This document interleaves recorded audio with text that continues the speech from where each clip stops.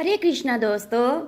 कार्तिक मास महात्म्य कथा अध्याय 26। कार्तिक मास महात्म्य का 26वां अध्याय श्री विष्णु की कृपा से आज तुमको रहा बताए।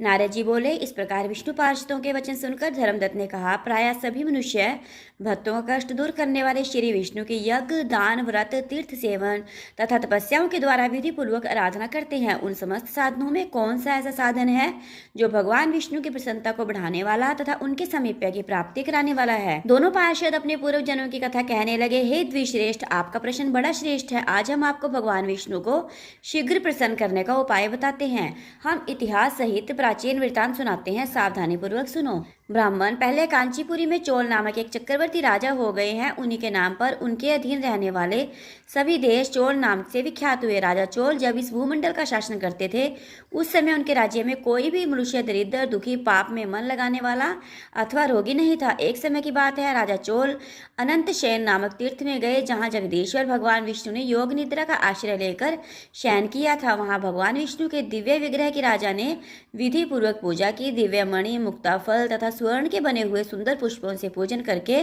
साष्टांग प्रणाम किया। प्रणाम करके जो ही बैठे, उसी समय उनकी दृष्टि भगवान के पास आते हुए एक ब्राह्मण पर पड़ी, जो उन्हीं की कांची नगरी के निवासी थे।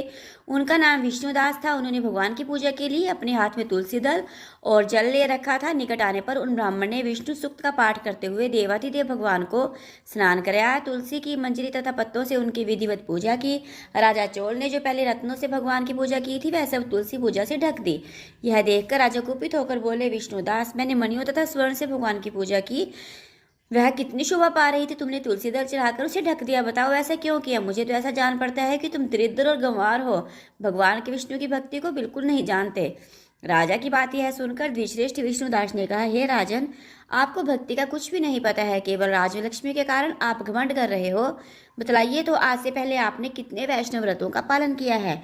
तब नृपश्रेष्ठ चोल ने हंसते हुए कहा, तुम तो दरिद्र और निर्धन हो, तुम्हारी भगवान विष्णु में भक्ति ही कितनी है। तुमने भगवान विष्णु को संतुष्ट करने वाला कोई भी यज्ञ और दान आदि नहीं किया, न पहले कभी देव मंदिर बनवाया। इतने पर भी तुम अपनी भक्ति का गर्व करते हो। अच्छा, तो ये सभी ब्राह्मण मेरी बात सुन लें। भगवान विष्णु के दर्शन पहले मैं करता हूँ या यह ब्राह्मण? इस बात को आप सब लोग देखें, फिर हम दोनों में से किसकी भक्ति कैसी है, यह सब लोग स्वतः ही जान लेंगे। ऐसा कहकर राजा अपने राजभवन को चले गए। वहां उन्होंने महर्षि मुद्गल को आचार्य बनाकर वैष्णव यज्ञ प्रारंभ किया।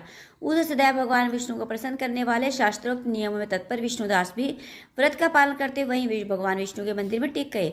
उन्होंने माघ और कार्तिक के उत्तर व्रत का अनुष्ठान, तुलसी वन की सुरक्षा, एकादशी को द्वादशाक्षर मंत्र का जाप, नृत्य, गीत आदि मंगलमय आयोजनों के साथ प्रतिदिन षोडशोपचार से भगवान विष्णु की पूजा आदि नियमों का उच्चारण किया।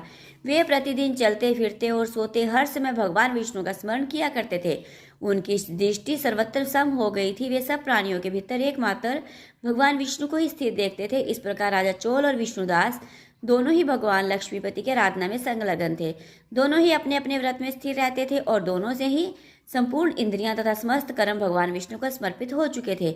इस अवस्था में उन दोनों ने दीर्घकाल व्यतीत किया। तो दोस्तों, कैसी लगी आपको 26वें अध्याय की कथा? अगर अच्छी लगी तो प्लीज वीडियो को लाइक करें, चैनल को सब्सक्राइब करें, वीडियो को अपने सभी सोशल अकाउंट शेयर करें, हर पल हर क्षण केवल एक ही नाम स्मरण करें, हरे कृष्ण कृष्ण कृष्ण हरे हरे, हरे राम राम राम हरे हरे।